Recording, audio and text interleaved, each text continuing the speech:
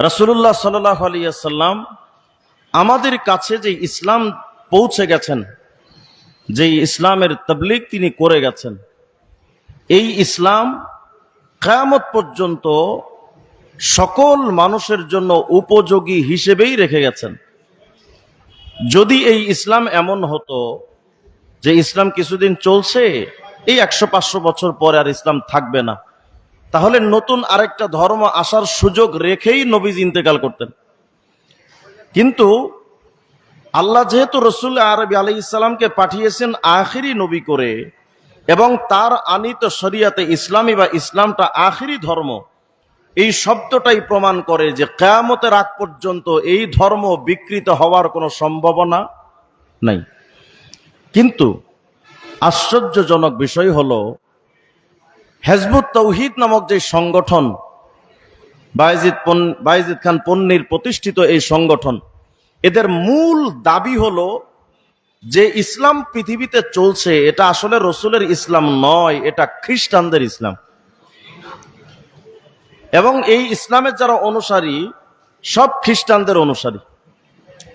আমি শুধু এই একটা বিষয় আপনাদের জেহেনে ঢুকাতে চাই। বিস্তারিত আলোচনা করতে গেলে এটার উপর আমার যে কিতাবটা হচ্ছে সে কিতাবটা 1000 পৃষ্ঠা, এত আলোচনা করা সম্ভব না। সংক্ষিপ্ত ভাবে এটা শোনেন। হিজবুত তাওহীদের কয়েকটা বই আমার সাথে আছে, আমি একেবারে বই পড়ে পড়ে আপনাদেরকে শোনাই যে আসলে তারা ইসলাম নিয়ে কি বলতে চায়। আমার কাছে আপনারা সর্বপ্রথম যে কিতাবটা দেখবেন, এই কিতাবটার নাম হলো ইসলাম শুধু নাম থাকবে। লেখক ইমামুজ্জামান জনাব মোহাম্মদ বায়েজিদ খান পন্নী।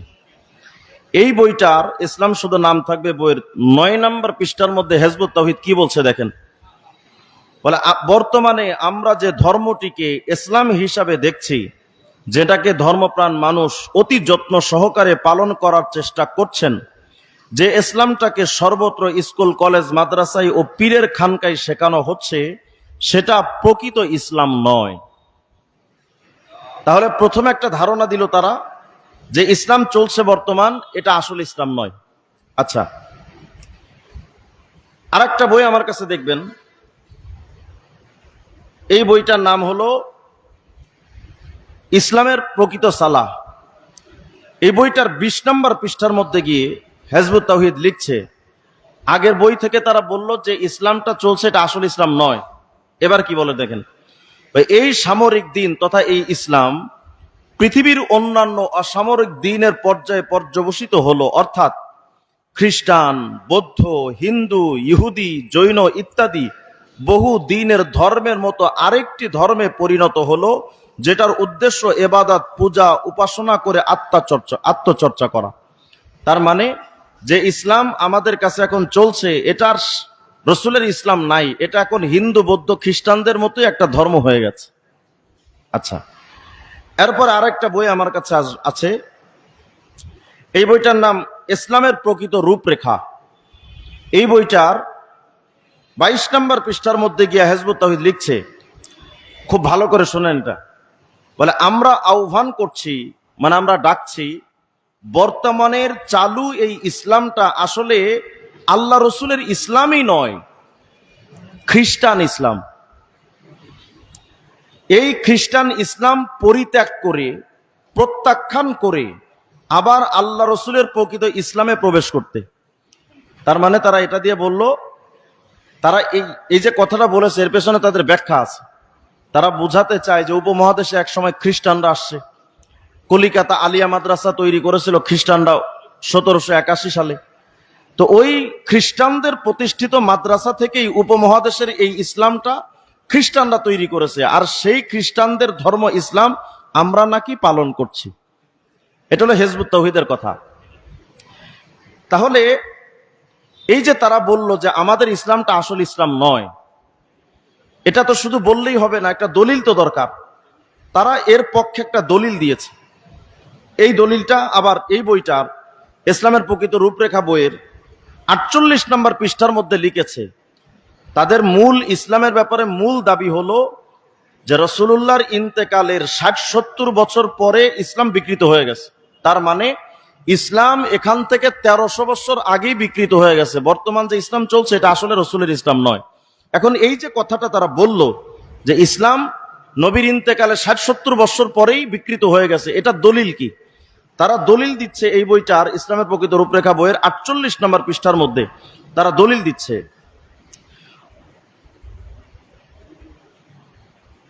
সরি 49 নম্বর পৃষ্ঠা, ইসলামের প্রকৃত রূপরেখা 49 নম্বর পৃষ্ঠা বলছে, মহানবী ভবিষ্যৎবাণী করেছেন আমার উম্মার আয়ু 60-70 বছর। হাদিস আবু হুরায়রা থেকে তিরমিজি ও ইবনে মাজাহ মেশকাত। অর্থাৎ তার প্রকৃত উম্মাহ পৃথিবীতে থাকবে 60-70 বছর, তারপর যেটা থাকবে সেটা নামে মাত্র উম্মতে মুহাম্মাদি, কিন্তু সেটা প্রকৃত পক্ষে উম্মতে মুহাম্মাদি নয়। তার মানে এই কথা দিয়ে তারা একটা হাদিস দিয়ে দলিল দিয়েছে যে ইসলাম নবীর ইন্তেকালের 60-70 বছর পরেই বিকৃত হয়ে যাবে, এটা নবীর হাদিসে আছে। এবং হাদিসটা কোথায় বলে? তিরমিজি শরীফ এবং ইবনে মাজার হাদিস। দেখি আমরা সেই হাদিসটা কি বলে। তারা তিরমিজি শরীফ থেকে যে হাদিসটা দিয়ে দলিল দিয়েছে, ওই হাদিসটা হলো জামে তিরমিজি 2331 নম্বর হাদিস। হাদিসটা হযরত আবু হুরায়রা থেকে বর্ণিত রাদিয়াল্লাহু আনহু। তিনি বলেন, ক্বালা রাসূলুল্লাহ সাল্লাল্লাহু আলাইহি ওয়াসাল্লাম উমরু উম্মতি মিন 60 সানাতান ইলা 70 সানা। রাসূলুল্লাহ বলেন যে আমার উম্মতের আয়ু বা বয়স হবে 60 থেকে 70 বছর। তারা এই কথাটাই লিখেছে যে আমার উম্মার আয়ু 60 থেকে 70 বছর। তো তারা এই হাদিস দিয়ে দলিল দিল যে রাসূল নিজেই তো বলেছেন যে আমার উম্মতের আয়ু হবে 60 থেকে 70 বছর। এই জন্য তারা বলে যে নবীর ইন্তেকালের 60-70 বছর পর ইসলাম বিকৃত হয়ে যাবে, আর যেটা থাকবে ওটা আসল ইসলাম নয়। তাহলে বোঝা গেল যে তাদের কথার পক্ষে দলিল আছে। কিন্তু মূলত এই হাদিসটা মুহাদ্দিসিনে কেরাম যারা তাওজিহাত করেছেন, হাদিসের ব্যাখ্যা করেছেন যারা, এবং নিরবচ্ছিন্ন মুসলিমদের পারস্পরিক ধারাবাহিকতায় এটাই চূড়ান্ত সিদ্ধান্ত ব্যাখ্যা যে এই হাদিসের অর্থ উম্মত বেঁচে থাকবে 60-70 বছর বা পুরা উম্মত ইসলাম টিকে থাকবে 60-70 বছর, বিষয়টা এমন নয়। বরং এটার অর্থ হলো নবীজি বুঝাতে চেয়েছেন যে দেখো, আগের উম্মতরা তো বেঁচে থাকতো 1000 বছর, 900 বছর, 1200 বছর, তাদের আমল কত, আর আমার উম্মত তো এতদিন বেঁচে থাকবে না। নবীজি বোঝাতে চেয়েছেন যে আমার উম্মত বেঁচে থাকবে হয়তো 60 থেকে 70 বছর, মানে একটা গড় আয়ু হিসেবে তিনি বলেছেন যে আমার উম্মত মোটামুটি 60-70 বছর বেঁচে থাকবে। তো নবীজি বললেন যে আমার উম্মতের বয়স হবে গড় আয়ু 60-70 বছর। আর এই কথাটাকে তারা অপব্যাখ্যা করে বানিয়ে দিল যে পুরা উম্মতে মুসলিমা তথা ইসলাম টিকে থাকবে 60-70 বছর। মানে বিষয়টা এমন হয়েছে, রাস্তার পাশে লেখা দেখছে যে এখানে পেশাব করিবেন না, করিলে 50 টাকা জরিমানা। আর জাহেরে মোরাক্কাবে গায়রে মুফিদ বাইজিদ খান পন্নী বুঝলো যে এখানে পেশাব করিবেন না, করিলে 50 টাকা জরিমানা। রাসূল বললেন যে আমার উম্মতের গড় আয়ু হবে 60-70 বছর, আর এটাকে অপব্যাখ্যা করে তারা বানিয়ে দিল যে আমার উম্মত ইসলাম উম্মত এরা টিকেই থাকবে 60-70 বছর। আচ্ছা, যদি আমরা তর্কের খাতিরে ধরে নেই,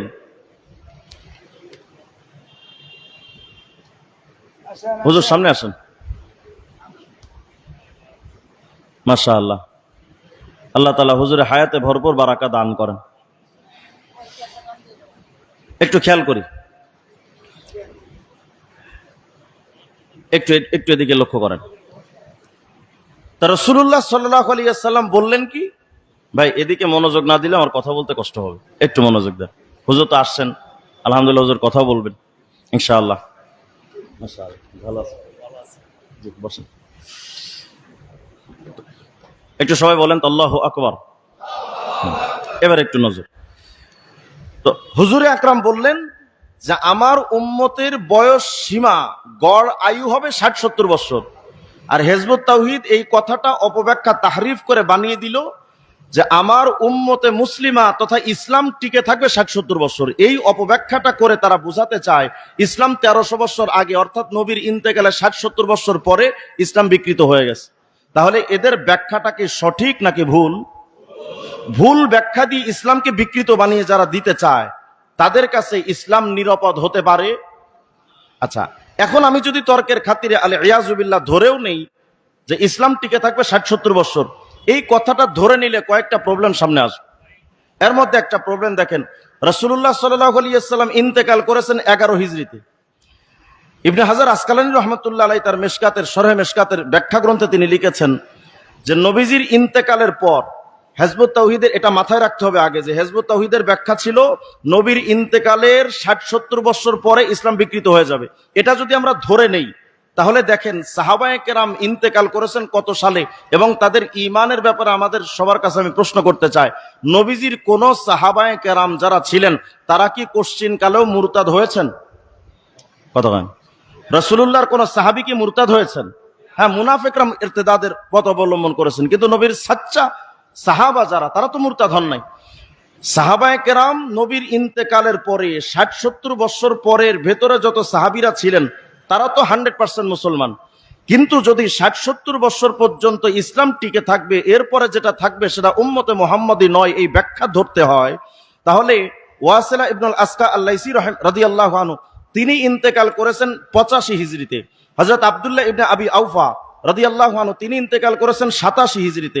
হযরত সাহাল ইবনে সাদ রাদিয়াল্লাহু আনহু তিনি ইন্তেকাল করেছেন 88 হিজরিতে। হযরত আনাস ইবনে মালিক রাদিয়াল্লাহু আনহু ইন্তেকাল করেছেন 93 মতান্তর 91 হিজরিতে। হযরত জাবির ইবনে আব্দুল্লাহ রাদিয়াল্লাহু আনহু ইন্তেকাল করেছেন 94 হিজরিতে। হযরত আব্দুল্লাহ ইবনে জুবাইদি রাদিয়াল্লাহু আনহু ইন্তেকাল করেছেন 99 হিজরিতে। হযরত আবু তুফাইল আমির ইবনে ওয়াসি রাদিয়াল্লাহু আনহু তিনি ইন্তেকাল করেছেন 110 হিজরিতে। আচ্ছা, একটু মনোযোগ দেন। হেজবুত তাওহীদের ব্যাখ্যা ছিল যে নবী আলাইহিস সালাম 60-70 বছর ইন্তেকাল, নবীজির ইন্তেকালের 60-70 বছর পর আর ইসলাম থাকবে না, উম্মতে মুহাম্মাদও থাকবে না। তো 60-70 হিজরির পরে যেই সাহাবীরা 80 হিজরিতে ইন্তেকাল করলেন, 90 হিজরিতে ইন্তেকাল করলেন, 100 হিজরিতে ইন্তেকাল করলেন, আখির হযরত আবু তুফাইল আমির ইবনে ওয়াসিলা রাদিয়াল্লাহু আনহু তিনি ইন্তেকাল করেছেন 110 হিজরিতে। ইন্তেকালের 100 বছরের মাথায় গিয়ে তিনি ইন্তেকাল করলেন। তাহলে হেজবুত তাওহীদের ব্যাখ্যা যদি আমাদের সঠিক মানতে হয় যে 60-70 হিজরির নবীর ইন্তেকালের পরে আর মুসলমান যেগুলো থাকবে আসল মুসলমান নয়, তাহলে ওদের ব্যাখ্যা অনুযায়ী এই সাহাবায়ে কেরাম নাউজুবিল্লাহ বেঈমান হয়ে গেছে। কথা বলেন, এই সাহাবীরা কি বেঈমান? এই সাহাবীরা বেঈমান, এই কথা যদি কেউ বিশ্বাস করে সেই বেঈমান। তাহলে হেজবুত তাওহীদের ব্যাখ্যা সঠিক নাকি ভুল? আচ্ছা, আরেকটা জবাব নেন। সহিহ বুখারী 6429 নম্বর হাদিস, আব্দুল্লাহ ইবনে মাসউদ রাদিয়াল্লাহু আনহু থেকে বর্ণিত, তিনি বলেন হুজুর আকরাম সাল্লাল্লাহু আলাইহি ওয়াসাল্লাম বলেছেন, খায়রুন নাসি করনি সুম্মা আল্লাযীনা ইয়ালুনহুম সুম্মা আল্লাযীনা ইয়ালুনহুম। নবী আলাইহিস সালাম বলেছেন সর্বশ্রেষ্ঠ যুগ তো আমার যুগ, এরপরে তার লাগোয়া পরের যুগ, এরপরে তার লাগোয়া পরের যুগ। এই হাদিসের ব্যাখ্যায় ইমাম নববী রাহমাতুল্লাহ আলাইহি আল মিনহাজের 16 নম্বর খণ্ডের 85 নম্বর পৃষ্ঠায় লিখেছেন, ওয়াস সহিহু আন্না করনাহু সাল্লাল্লাহু আলাইহি ওয়াসাল্লাম আস-সাহাবা ওয়াসানি আত-তাবিউন ওয়াস-সালিস তাবিউহুম। অর্থাৎ নবীজি আলাইহিস সালাম যে তিনটা যুগের কথা বলেছেন, এই তিনটা যুগ হলো সাহাবাদের যুগ, তাবিইনদের যুগ এবং তাবে তাবিইনদের যুগ। আচ্ছা, একটু মনোযোগ দেন।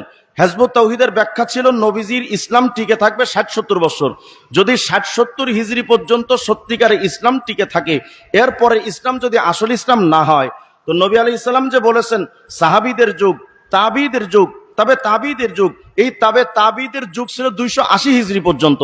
তো 280 হিজরির এই টোটাল যুগটাকে নবীজির ভাষায় স্বর্ণ যুগ, সোনালী যুগ। তাহলে হেজবুত তাওহীদের ব্যাখ্যা যদি 60 হিজরি পর্যন্ত, 60-70 হিজরি পর্যন্ত ইসলামের যুগটা আসল যুগ হয়, তাহলে বাকি 280 হিজরি পর্যন্ত যে রাসূল বললেন ওটাও সর্বশ্রেষ্ঠ যুগ। তাহলে এখন আমি জানতে চাই, হেজবুত তাওহীদের ব্যাখ্যাটা কি সঠিক নাকি নবীজির হাদিস সঠিক? তাহলে নবীজির হাদিস যদি সঠিক হয়, তাহলে হেজবুত তাওহীদ সত্যবাদী না মিথ্যাবাদী? আচ্ছা, এরপরে চলেন। সহিহ মুসলিমের 1037 নম্বর হাদিস, রাসূল করিম সাল্লাল্লাহু আলাইহি ওয়াসাল্লাম বলেছেন, লা তাযালু ইসাবাতুম মিনাল মুসলিমিন ইউকাতিলুনা আলাল হক যাহিরিনা আলা মান নাওয়াহুম ইলা ইয়াউমিল কিয়ামাহ। হুজুর আকরাম আলাইহিস সালাম বলেন যে আমার উম্মতের একটা দল এমন থাকবে যারা সর্বযুগে থাকবে কিয়ামত পর্যন্ত, তারা বিজয়ী বেশে থাকবে, তাদেরকে কেউ প্রতিহত করতে পারবে না, তাদেরকে কেউ পরাজয় বরণ করিয়ে দিতে পারবে না।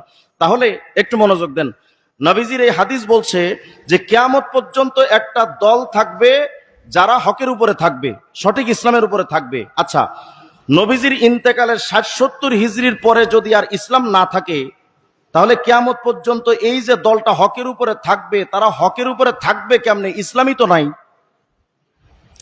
আমার কথা বুঝেন নাই? হেজবুত তাওহীদের ব্যাখ্যা যদি মানতে হয় 60-70 হিজরির পরে ইসলাম থাকবে না, তাহলে সঠিক হকের উপরে থাকতে গেলে তো সঠিক ইসলাম দরকার। তাহলে 60-70 হিজরিতে তো তাদের ব্যাখ্যা অনুযায়ী ইসলাম চলে গেছে। তাহলে কিয়ামত পর্যন্ত নবীজি আলাইহিস সালাম যেই দলটা থাকবে, নিশ্চয়ই ইসলাম সঠিক ছিল বলেই তারা হকের উপরে।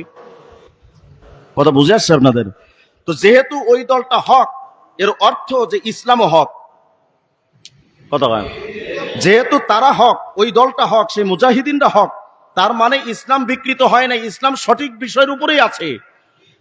সুতরাং যেহেতু ইসলাম সঠিক বিষয়ের উপরেই প্রতিষ্ঠিত, এই সঠিক ইসলামকে যারা বিকৃত ইসলাম বলতে চায়, পুরা দুনিয়া তাদেরকেও মুসলমান বললে আমি অন্তত তাদের মুসলমান বলতে পারি না। আচ্ছা, এরপরে চলেন আরেকটি বিষয় দেখেন। হিজবুত তাওহীদের বক্তব্য হলো যে এই ইসলামটা আসল ইসলাম নয়। তাহলে আসল ইসলাম কি? এর ব্যাখ্যায় গিয়ে তারা, হিজবুত তাওহীদ তাদের এই বইটা ইসলাম শুধু নাম থাকবে, এই বইটার 109 নম্বর পৃষ্ঠার মধ্যে গিয়ে লিখছে, এতক্ষণ তো তারা ইসলামের সমালোচনা করলো, যে ইসলাম আসলে ইসলামের ব্যাপারে আরো কত কিছু বলেছে, একটু পরে আপনাদেরকে শোনাবো সংক্ষেপে। তাদের মূল প্রথম কথা দিয়ে আমরা বুঝলাম যে এই ইসলাম যেটা চলছে এটা মুসলমানদের ইসলাম নয়, এটা খ্রিস্টানদের, ব্রিটিশের ইসলাম। আচ্ছা, তাহলে ইসলাম তো নাই তাদের ব্যাখ্যা অনুযায়ী, তাহলে আসলে ইসলাম কোনটা? হিজবুত তাওহীদ লিখতেছে তাদের এই বইটার 109 নম্বর পৃষ্ঠায়, বলছে এ জাতির জন্য বিরাট আশার কথা ও সুসংবাদ এই যে 1300 বছর আগে হারিয়ে যাওয়া সেই প্রকৃত ইসলাম আল্লাহ আবার দয়া করে এ জামানার Imamuzzaman, the leader of the time, জনাব মোহাম্মদ বায়েজিদ খান পন্নীকে বুঝিয়ে দিয়েছেন। তার মানে যত মুহাদ্দিসিনে কেরাম ছিলেন, যত আউলিয়া কেরাম ছিলেন, যত মুজাহিদিন আছেন বা ছিলেন, মুফাসসিরিন, মুআররিখিন, মুদাক্কিকিন, মুহাক্কিকিন যা ছিলেন, এদের কাছে ইসলামটা আসল ইসলাম নয়। আর এই বর্তমান হুজুর যারা আছে, আলেম ওলামা, এদের কাছে আসল ইসলাম নয়, আসল ইসলাম আছে বিড়িখোর বায়েজিদ খান পন্নীর কাছে। যার মুখে দুর্গন্ধ, ওর কাছে তো ফিরিস্তাও আসে না, আরো দিন রাত 24 ঘন্টা অন্তত কয়েক প্যাকেট বিড়ি টানতো। এ নাকি আসল ইসলাম বুঝে ফেলেছে। আচ্ছা, শুধু এতটুকু বলেই ক্ষান্ত হয় না, আরো দেখেন কি লিখতেছে। আর একটা বই আছে আমার কাছে হিজবুত তাওহীদের, এ জাতির পায়ে লুটিয়ে পড়বে বিশ্ব। এই বইটা 53 নম্বর পৃষ্ঠার মধ্যে গিয়া হিজবুত তাওহীদ লিখছে, এমনই সংকট কালে, মানে যখন ইসলাম নিয়ে টানা পড়েন অবস্থা, ইসলাম নাই, এই সংকট কালে আল্লাহ করুণা করে এ জামানার ইমাম জনাব মোহাম্মদ বায়েজিদ খান পন্নীকে এর থেকে মুক্তির উপায় বুঝিয়ে দিয়েছেন, অর্থাৎ সমাধান পাওয়া গেছে। আচ্ছা, আরেকটা বক্তব্য শুনেন। আরেকটা বই আছে আমার কাছে, মহাসত্যের আহ্বান। এই বইটার 15 নম্বর পৃষ্ঠার মধ্যে গিয়া হিজবুত তাওহীদ লিখতেছে, একটু মনোযোগ দেন, কয় এখন এ জাতির সামনে একটি মাত্র পথ খোলা আছে। খুব মনোযোগ দেন, এই শব্দটা, বাক্যটা আপনাদের ভালো করে বুঝতে হবে। এখন এ জাতির সামনে মাত্র একটি পথ খোলা আছে, তা হলো এ জামানার ইমাম, দি লিডার অফ দ্য টাইম, জনাব মোহাম্মদ বায়েজিদ খান পন্নীর এই ডাক গ্রহণ করে বর্তমানের প্রচলিত বিকৃত ও বিপরীতমুখী ইসলাম ত্যাগ করে প্রকৃত ইসলাম গ্রহণ করতে হবে। তার মানে যে ইসলামটা চলছে, এই ইসলাম তো বিকৃত, মরা পচা, দুর্গন্ধময়। এই ইসলামটা বাদ দিয়ে পন্নীর কাছে যে সঠিক ইসলাম আছে, সেই ইসলামটাই আমাদের এখন মানতে হবে, এছাড়া আর কোনো পথ নাই। আচ্ছা, আর একটা বই আছে, বইটা আমার হাতে নাই, আপনারা গুগলে যদি সার্চ দেন বইটার পিডিএফ ফাইল পাবেন। বইটার নাম আসুন সিস্টেমটাকেই পাল্টাই। এই আসুন সিস্টেমটাকে পাল্টাই, পাশে ইংলিশে পিডিএফ লিখে সার্চ দিলে হিজবুত তাওহীদের ওয়েবসাইট থেকে বইটা পাবেন। এই বইটার 20 নম্বর পৃষ্ঠার মধ্যে হিজবুত তাওহীদ লিখছে, দেখেন কি কয়, আসুন আমরা সবাই মিলে এই নারকীয় সিস্টেমটাকে পাল্টাই। মানে ইসলাম নারকীয় সিস্টেম, মানে এই সিস্টেম পালন করলে নরকে যেতে হবে, অশান্তিতে ভুগতে হবে। এই নারকীয় সিস্টেমটাকে পাল্টাই। হিজবুত তাওহীদের প্রতিষ্ঠাতা ইমামুজ্জামান জনাব মোহাম্মদ বায়েজিদ খান পন্নী আল্লাহ রসুলের হারিয়ে যাওয়া যে প্রকৃত সত্য জীবন ব্যবস্থা মানব জাতির সামনে তুলে ধরেছেন, তা গ্রহণ করি। তার মানে বর্তমানে এই হুজুরদের কাছে যে ইসলাম, এটা আসল ইসলাম নয়, এটা তো মানা যাবে না। আসল ইসলাম পালন করতে গেলে এখন বায়েজিদ খান পন্নীর বানানো হিজবুত তাওহীদ গ্রহণ করতে হবে। এজন্য এই জায়গায় আমি বলে রাখি আপনাদের, হিজবুত তাওহীদের ওয়েবসাইটে যদি আপনারা ঢোকেন, গুগলে লিখবেন হিজবুত তাওহীদ, এটা লিখলে তাদের ওয়েবসাইটটা আসবে। অথবা যদি তাদের দলে কেউ সদস্য হতে যায়, তাহলে একটা অঙ্গীকারনামা তারা দেয়, অঙ্গীকারনামা। ওই অঙ্গীকারনামাটা সিগনেচার করে তারপরে সদস্য হতে হয়। ওই অঙ্গীকারনামাটা পাবেন তাদের ওয়েবসাইটে। যদি হিজবুত তাওহীদ লিখে সার্চ দেন, তাদের ওয়েবসাইটটা আসবে। ওয়েবসাইটের একেবারেই নিচে যাবেন, নিচে গিয়ে লেখা দেখবেন বাংলায় একটা অপশন আছে যোগাযোগ। এই যোগাযোগ অপশনে যদি ক্লিক করেন, তাহলে ওদের অঙ্গীকারনামাটা আপনার সামনে আসবে। ওদের অঙ্গীকারনামাটা যদি আপনি পড়েন, তাহলে দেখবেন যে তারা তাদের অঙ্গীকারনামার মধ্যে যেটা লিখে রেখেছে, অঙ্গীকারনামার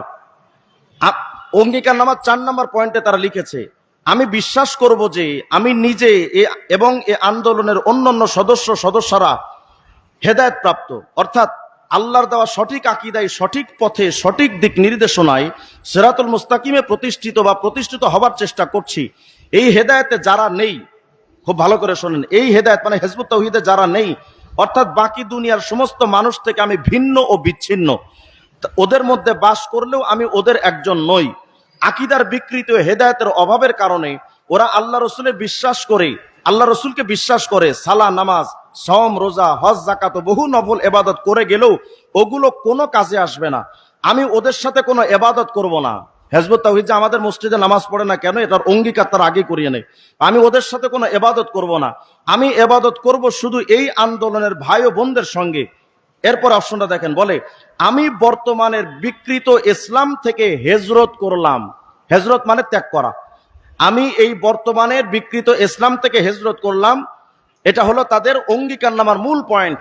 অর্থাৎ এই বিশ্ব ব্যবস্থায় যে ইসলাম আছে, এই ইসলামটাকে আমি ত্যাগ করলাম। অর্থাৎ হিজবুত তাওহীদের সদস্য করার আগে তারা প্রত্যেকটা সদস্যকে আগে মুরতাদ বানায়, তারপরে হিজবুত তাওহীদের সদস্য বানায়। নাউজুবিল্লাহ বলবেন আপনারা। এখন প্রশ্ন হলো, তারা যে এতক্ষণ দাবি করলো যে আমাদের এই ইসলাম সঠিক ইসলাম, আর এই হুজুরদের ইসলামটা আসল ইসলাম নয়, তাহলে চলেন তো দেখি ওদের ইসলামের একটা নমুনা দেখি আমরা, ওদের ইসলামটা আসলে কেমন। ওদের ইসলামটা বোঝার জন্য আমার কাছে একটা বই আছে, ওদের শ্রেণীহীন সমাজ, সাম্যবাদ, প্রকৃত ইসলাম। এই বইটার 52 নম্বর পৃষ্ঠার মধ্যে গিয়ে হিজবুত তাওহীদ কি চমৎকার ভাবে লিখতেছে দেখেন। আসল ইসলাম তো সেইটা যেখানে ঈমানের কথা থাকবে, কথা হয় না। আসল ইসলাম সেইটা না যেখানে ঈমানের কথা থাকবে, ঈমানের কথা না থাকলে সেটা কি ইসলাম থাকবে? হিজবুত তাওহীদ কি বলে দেখেন, শ্রেণীহীন সমাজ, সাম্যবাদ, প্রকৃত ইসলাম, পৃষ্ঠা 52 লিখতেছে, আমরা বলি না যে আপনারা আল্লাহ বিশ্বাসী হয়ে যান, মোমেন হয়ে যান। আমরা বলি না যে আপনারা আল্লাহ বিশ্বাসী হয়ে যান, মোমেন হয়ে যান, পরকালে বিশ্বাসী হয়ে যান। আল্লাহর প্রতি কে ঈমান আনবে কে আনবে না সেটা আল্লাহর সঙ্গে তারা বুঝবে। সুতরাং আল্লাহর প্রতি বিশ্বাস স্থাপন করানো আমাদের কাজ নয়। আমাদের ইসলামটা আসল ইসলাম না, আর ওদের ইসলামের মধ্যে ঈমানই নাই। তাহলে ঈমানের মিশনই যাদের ইসলামে নাই, ওদের ইসলামটা আসল ইসলাম না শয়তানের ইসলাম? তারা নাম দিয়েছে হিজবুত তাওহীদ। তাওহীদ মানেই তো ঈমান, উলুহিয়াতের উপর ঈমান রাখা, রিসালাতের উপর ঈমান আনা, এটা আমাদের কালেমার মূল ব্যাখ্যা। তো তাওহীদ মানে ঈমান আনয়ন করা। তো যাদের মূল কাজের মিশনের মধ্যে ঈমানই নাই, তারা কি হিজবুত তাওহীদ হওয়ার সম্ভাবনা আছে? তাহলে এই যে সংগঠন তারা কাজ করছে, আমি ভাবতেছি মনে হয় যে এরা বিভিন্ন অঞ্চলে কাজ করে, নেত্রকোনায় নাই। নেত্রকোনায় তারা ব্যাপক হারে হিজবুত তাওহীদ কাজ করছে। কিছুদিন আগে, সম্ভবত 1-2 বছর আগে, নেত্রকোনার একটা অঞ্চলে মারামারি হয়েছে হিজবুত তাওহীদের সঙ্গে, মোহনগঞ্জে মারামারি হয়েছে হিজবুত তাওহীদের সঙ্গে। আমি আপনাদের কাছে এই দাওয়াতটা নিয়ে আসছি এজন্য, হিজবুত তাওহীদ যদি আপনাদের কাউকে সদস্য বানায়, এরা পারিবারিক ভাবে এমন দ্বন্দ্ব লাগায়, মনে করেন আপনার স্ত্রী হিজবুত তাওহীদ গ্রহণ করছে, আপনার স্ত্রী, আল্লাহ না করেন, বা আপনার বোন বা আপনার অন্য কেউ। এই লোকটা যখন হিজবুত তাওহীদ গ্রহণ করলো, তখন হিজবুত তাওহীদের লোকেরা তারা প্রশ্ন করে, তুমি হিজবুত তাওহীদ গ্রহণ করো, তোমার কি বিশ্বাস? অন্য লোকেরা কি মুসলমান না বেঈমান? তখন তারা বলবে নিশ্চয়ই বেঈমান। তাহলে তোমার স্বামী ইমানদার না বেঈমান? যেহেতু তার স্বামী হিজবুত তাওহীদ গ্রহণ করে নাই, তারা প্রশ্ন করবে, তুমি তো ইমানদার হইছো হিজবুত তাওহীদ গ্রহণ করে, কিন্তু তোমার স্বামী তো হিজবুত তাওহীদ গ্রহণ করে নাই, তাহলে তো তোমার স্বামী বেঈমান। তো ইমানদারের সাথে বেঈমানের সংসার কেমনে হয়? এভাবেই করে আপনার স্ত্রী, আপনার বোন, আপনার আপনজনদেরকে ঘর থেকে তার বের করে ফেলবে। এজন্য আমরা আজকে থেকে সচেতন হব। এই অঞ্চলে হিজবুত তাওহীদ যদি কোনোদিন ঢুকে যায়, প্রশাসনের কাছে সুন্দর করে আবেদন করবেন যে ভাই আপনারা এদেরকে দ্রুত এখান থেকে সরান। আমাদের আব্দুল কাইয়ুম সাহেব হুজুররা, দেলোয়ার সাহেব হুজুররা যে ইসলাম আমাদেরকে দিয়েছেন, তাবলিগ জামাত আমাদের যে ইসলাম দিয়েছে, এরপরে বাংলাদেশের হক্কানি পীর মাশায়েখ, ইসলামী আন্দোলন, চরমনাই, উজানি, নানুপুর, ঢালকানগর, দেওনা হজরতরা যে সমস্ত ইসলাম আমাদেরকে দিয়েছেন, আমাদের কারি ইব্রাহিম সাহেব রহমতুল্লাহ যে ইসলাম দিয়েছেন, এই ইসলাম নিয়ে আমরা সন্তুষ্ট। আমরা পন্নীর, বিড়িখোরের কোন ইসলাম আমরা চাই না। যদি প্রশাসন ভালোভাবে এটাকে আমলে নেয় তো ভালো, আর যদি না নেয় তাহলে প্রশাসনদের কাছে আমাদের এটা অগ্রিম বক্তব্য বলে দেই, আমরা এই সাধারণ ধর্মপ্রাণ মুসলমানদেরকে কন্ট্রোল করার ক্ষমতা রাখি না। এদের ইমানি অনুভূতিটা এমন, যদি আপনারা এদের ইমানি অনুভূতিতে যারা আঘাত করবে তাদেরকে যদি আপনারা কন্ট্রোল না করেন, এই মুসলমানদের ইমানি জোয়ার যখন বাঁধ ভেঙে যাবে, এই মুসলমানরা যদি আবার জাগ্রত হয়ে যায়, হিজবুত তাওহীদ হোক, কাদিয়ানি হোক, খ্রিস্টান মিশনারি হোক, তাদের বিরুদ্ধে যদি এই মুসলমানদের জোয়ার যদি একবার বাঁধ ভেঙে যায়, এই বাঁধকে কন্ট্রোল করার ক্ষমতা প্রশাসনের DB, SB, CID, NSI, DGF কারো থাকবে না। আল্লাহ তাআলা যেন আমাদের সবাইকে সমস্ত প্রকার ভণ্ডামি থেকে এবং ইসলাম বিদ্বেষী সংগঠন থেকে আমাদেরকে হেফাজত করেন, বলেন আমিন।